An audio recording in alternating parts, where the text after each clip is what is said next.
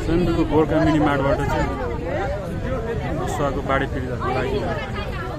लताकोबाट सहयोग गरिदिनु